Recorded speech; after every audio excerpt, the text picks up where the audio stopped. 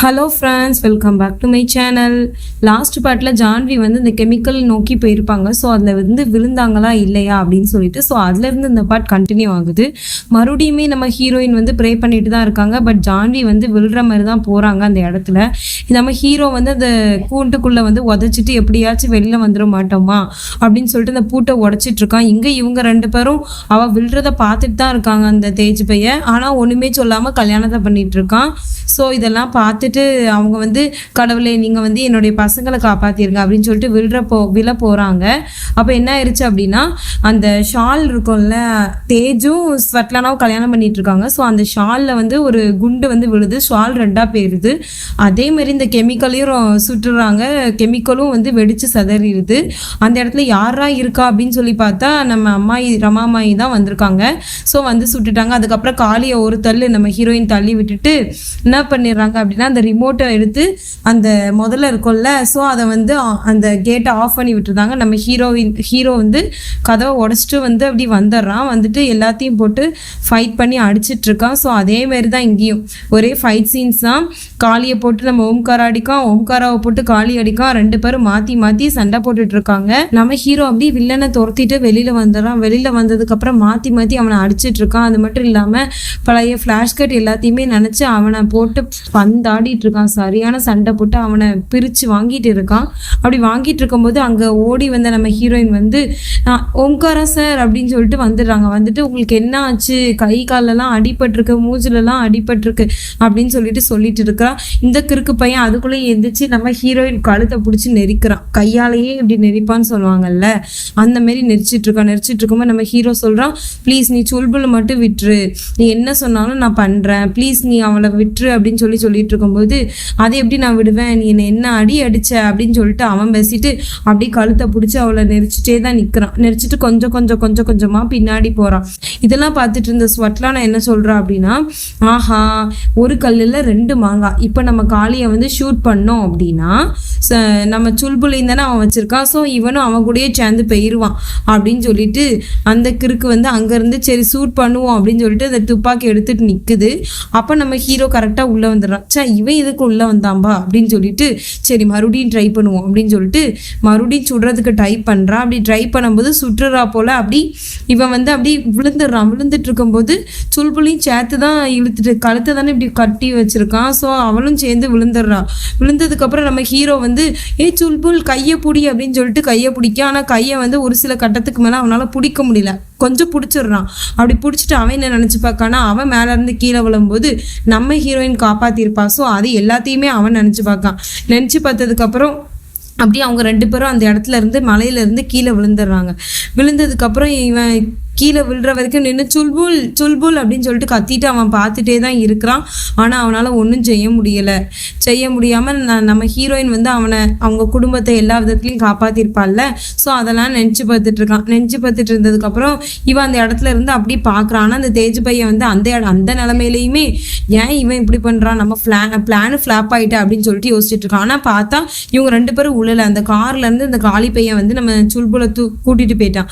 நம்ம ஹீரோயினுமே ப்ளீஸ் ஓம்காரா என்னை எப்படியாச்சும் காப்பாற்றுங்கன்னு காருக்குள்ளே இருந்து கத்துறாங்க. பட் நம்ம ஹீரோ வந்து ஒரு சில கட்டத்துக்கு மேலே அவனால் ஓட முடியல, கார் இல்லை, ஸோ ஓட முடியல.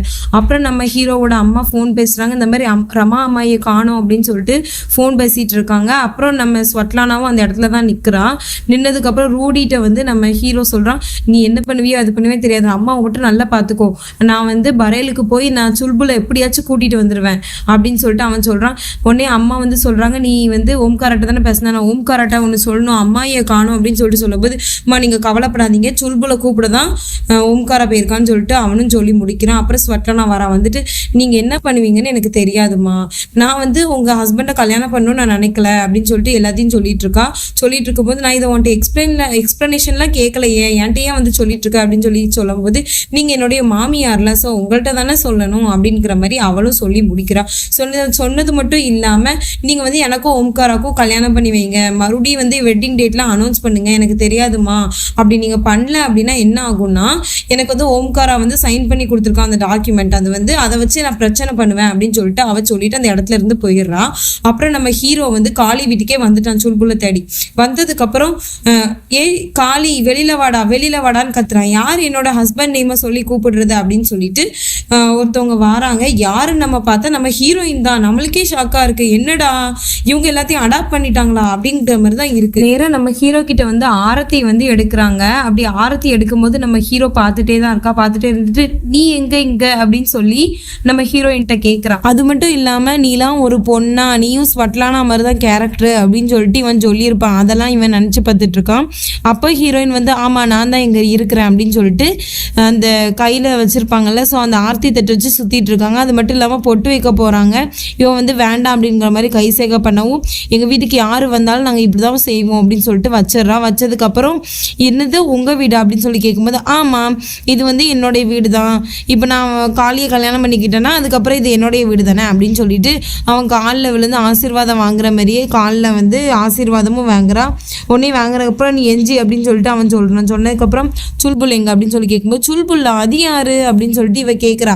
அது மட்டும் இல்லாமல் உனக்கு என்னாச்சு, அன்னைக்கு நீ தானே கல்யாணம் வேணான்னு சொல்லி ஓடி போனேன் அப்படின்னு சொல்லி கேட்கும்போது அன்னைக்கு எனக்கு விருப்பம் இல்லை, ஆனால் இன்னைக்கு எனக்கு இவரை கல்யாணம் பண்ண எனக்கு விருப்பம் இருக்கு அப்படிங்கிற மாதிரி இவ சொல்லவும், உன்னால மட்டும்தான் எனக்கு இவ்வளோ தூரம் வந்து பிரச்சனை, உன்னால மட்டும்தான் என் ஃபேமிலி இவ்வளோ கஷ்டப்படுறாங்க, நான் இவ்வளோ கஷ்டப்படுறேன் அப்படின்னு சொல்லிட்டு இவன் சொல்லிட்டு இருக்கான். அது மட்டும் இல்லாமல் தயவு செஞ்சு என்னோட சுல்புலை மட்டும் என்கிட்ட அனுப்பிடு அப்படின்னு சொல்லிட்டு மறுபடியும் கேட்குறான். உடனே சுல்புலா அப்படியா, சரி அப்படிலாம் யாரும் எங்கள் வீட்டில் இல்லை அப்படின்னு சொல்லிட்டு சொல்லும்போது பொய் சொல்லாத, அவன் என்னோட ஃப்ரெண்டு, அவனை மாதிரி ஒருத்தன் நல்லவன் இந்த உலகத்திலே கிடையாது. நீ பணத்துக்காக என்னன்னாலும் செய்வான், ஆனால் அவன் பாசத்துக்காக என்னன்னாலும் செய்வான் தெரியுமா உனக்கு அப்படின்னு சொல்லி பேசிகிட்டு இருக்கான். அது மட்டும் இல்லாமல் இவ சொல்கிறான் அப்படி ஒரு நல்லவன் இந்த உலகத்தில் இருக்கவே மாட்டானே, யார் அந்த சுல்புல் பயலா அப்படின்னு சொல்லி இவ கேட்கவும் அவன் வந்து நீ என் சுல்புலை பற்றி எப்படி பேசுவேன்னு சொல்லிட்டு கையில் இருக்கிற ஆர்த்தி தட்டை தட்டி விட்டுட்டு அவள் கழுத்தை நோக்கி கையை கொண்டு போகிறான் கழுத்தை நெரிக்கிறதுக்கு. அதுக்குள்ளேயும் காளி வந்துடுறான். காளி வந்துட்டு உனக்கு எவ்வளோ தைரியம் இருந்தால் நீ வந்து என்னோட ஒய்ஃப்டே இப்படி பேசுவ, பிஹேவ் பண்ணுவ, மன்னிப்பு கேளு அப்படின்னு சொல்லிட்டு சொல்லும்போது நான் இவள்கிட்டயே மன்னிப்பு கேட்கணும் அப்படின்னு சொல்லிட்டு அவன் சொல்கிறான். அது மட்டும் இல்லாமல் இவன் சொல்கிறான் நீ வந்து ஆல்ரெடி இவளை கல்யாணம் பண்ணிட்ட அப்படி தானே, நீ தானே ஃபஸ்ட் என்கிட்ட இருந்து இவளை கூட்டிகிட்டு போனேன் அப்படின்னு சொல்லிட்டு சொல்லவும் நான்லாம் கல்யாணம் பண்ணல, நீ யாருனாலும் கல்யாணம் பண்ணிக்கோ, எனக்கு பிரச்சனையே கிடையாது, என்னுடைய சுல்புலை மட்டும் என்கிட்ட இருந்து அனுப்பு அப்படின்னு சொல்லிட்டு உன்கிட்ட இருந்து அனுப்பு அப்படின்னு சொல்லிட்டு இவன் சொல்லவும் அதெல்லாம் அனுப்ப முடியாது, எங்கள் 2 பேத்துக்கும் கல்யாணம் முடிஞ்சதுக்கப்புறம் நீ உன் சுல்புலை தாராளமாக இங்கேருந்து கூட்டிகிட்டு போ அப்படின்னு சொல்கிறான். உங்கள் கல்யாணம் வரைக்கும் நான் ஏன் இருக்கணும், நீ இப்போ அனுப்புறியா இல்லையா, இல்லைன்னா இந்த பில்டிங்கே தரமட்டமாக்கிறோம் பார்த்துக்கோ அப்படின்னு சொல்லிட்டு சொல்கிறான். அது மட்டும் இல்லாமல் இவன் சொல்கிறான் இல்லை எங்கள் 2 பேரும் கல்யாணத்துக்கு அப்புறம் தான் நான் வந்து சுல்புலை அனுப்புவேன், இல்லை அனுப்ப மாட்டேன், ஃபஸ்ட்டு நீ கௌரியை கூட்டு போனேன், இப்போ நான் சுல்புலை கூட்டு போனேன், இவ்வளோ தான் வித்தியாசம் அப்படின்னு சொல்லிட்டு இவன் சொல்லவும் அவன் கண்ணை காமிக்கிறான் நம்ம ஹீரோயினுக்கு. நம்ம ஹீரோயின் வந்து ப்ளீஸ் நீங்கள் மன்னிச்சிருங்க, எப்படியாச்சும் நீங்கள் இந்த இடத்துல இருந்து வாங்க, சுல்புல் தானே கொஞ்சம் நல்லா இருந்து நீங்கள் இருந்தீங்கன்னா அவன் வந்து சுல்புலை விட்டுருவான் அப்படிங்கிற மாதிரி சொல்லவும் இவனுக்கு கோவமாக வருது. ஆனால் அந்த இடத்துல என்ன செய்ய முடியும், ஒன்றும் செய்ய முடியாது. அவன் சொல்கிறான் உனக்கு சுல்புல் வேணுமா வேண்டாமான்னு சொல்கிறான். சரின்னு சொல்லிட்டு சரி அப்போ நான் வெளியில் தங்குறேங்கிற மாதிரி இவன் சொல்கிறான். இல்லை எங்கள் வீட்டில் தங்கணும், அப்படி எங்கள் வீட்டில் தங்கினாதான் நான் சுல்புல் அனுப்புவேன்ங்கிற மாதிரி மிரட்டுறான். அப்படி மிரட்டினதுக்கப்புறம் இவன் என்னமும் செஞ்சு தொலைங்கிடா அப்படின்னு சொல்லிட்டு 2 பேத்தையுமே முறைச்சிட்டு அந்த இடத்துல இருந்து போகிறான். அப்புறம் நம்ம ஹீரோயின் ரூமில் வந்து உட்காந்து ரொம்ப அழுதுட்டு இருந்தாங்க. கடவுளை ஏன் கடவுளை எனக்கு மட்டும் இப்படிலாம் நடக்குது, ஏன் நீங்கள் வந்து ஓம்காராவை என்னையும் இப்படி சோதிக்கிறீங்க அப்படின்னு சொல்லிட்டு அழுதுட்டு இருக்கான். அந்த இடத்துக்கு இந்த லூசு பைய சைக்கோ காளி வாரான். வந்து உட்காந்துட்டு என்னம்மா டார்லிங் ஏமா அழுதுட்டு இருக்க, என்னம்மா பிரச்சனை உனக்கு அப்படின்னு சொல்லி கேட்டுட்டு இருக்கான். நான் இப்போவே போகிறேன், நான் சுல்புலா போகிறேன், நான் ஓம்காரா கிட்ட போயிடுறேன் அப்படின்னு சொல்லி இவ சொல்லிட்டு இருக்கவும் தப்பு அதெல்லாம் செய்யக்கூடாது, நீ ஏமா அப்படி பண்ணுற, நீ இப்போ அப்படி அவன் கூட போயிட்டேன்னு வச்சுக்கோங்க, அப்புறம் உங்கள் பாட்டி இருக்காங்கல்ல பாட்டி, அவங்க கழுத்தை அறுத்து போட்டுருவேன், என்கிட்ட தான் இருக்காங்க அந்த பாட்டி, உனக்கு தெரியும் தானே அப்படின்னு சொல்லி பேசிகிட்டு இருக்கான். ஸோ இவன் வந்து நீங்கள் ப்ளீஸ் நீங்கள் ஓம்காராவே எதுவும் பண்ணாதீங்க, பாட்டியும் எதுவும் பண்ணாதீங்கன்னு சொல்லிட்டு நம்ம ஹீரோயின் ரொம்ப கெஞ்சிட்டு இருக்கான். அதை இவன் பொருட்படுத்தாமல் சரி அப்போ நீ என்னை கல்யாணம் பண்ணிக்கிறியா அப்படின்னு சொல்லிட்டு அந்த இடத்துல கேட்குறான். ப்ளீஸுங்க நான் உங்களெல்லாம் கல்யாணம் பண்ணிக்கலாம், ஆல்ரெடி எனக்கு மேரேஜ் ஆகிட்டு உங்களுக்கே தெரியும் தானே, ப்ளீஸ் இவங்க 2 பேத்தையும் விட்டுருங்கன்னு சொல்லிட்டு எவ்வளவோ கெஞ்சி கதறான். ஆனால் இவன் வந்து விடவே மாட்டேங்க. அந்த சைக்கோ பையன் நீ கல்யாணம் பண்ணுறேன்னு சொல்லி வேணா அவங்கள விட்டுருந்தேன் அப்படின்னு சொல்லி சொல்ல விட்டுருக்கவும் சரி எனக்கு சம்மதம் அப்படிங்கிற மாதிரி இவ சொல்லிடுறான். சொல்லிடுறான். சம்மதமா, அப்போ நான் சொல்கிறதெல்லாம் நீ செய்யணும், அப்படி இல்லைன்னா நான் ஓம்காராவே அந்த பாட்டியை கொன்றுவேன் அப்படின்னு சொல்லிட்டு மிரட்டிட்டு போயிடுறான். அதுக்கப்புறம் நேராக நம்ம ஹீரோயின் வந்து ஓம்காரா ரூமுக்கு தண்ணி எடுத்துகிட்டு வராங்க. தண்ணி எடுத்துகிட்டு வந்ததுக்கப்புறம் நீ யாரை கேட்டி என் ரூமுக்கு வந்தா, கெட் அவுட், வெளியில் போ அப்படின்னு சொல்லிட்டு நம்ம ஹீரோ சொல்கிறான். உங்களுக்கு தண்ணி இருக்குது, உங்களுக்கு வெந்நி பிடிக்காதுன்னு எனக்கு தெரியும், ஸோ நீங்கள் வந்து தண்ணியே குடிச்சுக்கோங்க அப்படிங்கிற மாதிரி இவ சொல்லிட்டு இருக்கான்.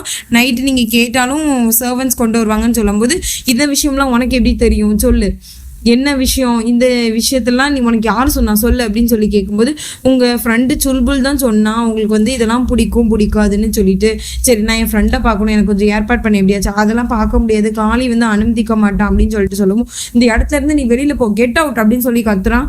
ஆனால் நம்ம ஹீரோயின் கொஞ்சம் தூரம் போயிட்டு அப்புறம் திரும்பி பார்த்துட்டு நான் சொல்கிறத கேளுங்க அப்படின்னு சொல்லிட்டு சொல்ல வர, நீ வெளியில் போறியா இல்லையா அப்படின்னு சொல்லிட்டு கத்துறான். நம்ம ஹீரோயினை வந்து இந்த வில்லன்ட்ட இருந்து காப்பாத்தினானா, சுல்புல் தான் நம்ம கௌரியா அப்படிங்கிறது தெரிஞ்சுதா அப்படிங்கிறத வரக்கூடிய எபிசோடில் பார்த்தா தான் ஃப்ரெண்ட்ஸ் தெரியும். இந்த எபிசோடு எப்படி இருந்துச்சுன்னு சொல்லிட்டு எனக்கு நிச்சயமாக நீங்கள் கமெண்ட் பண்ணுங்கள், ஓகேங்களா? நம்ம உங்களுக்கு நெக்ஸ்ட் எபிசோடில் சந்திப்போம். Bye friends.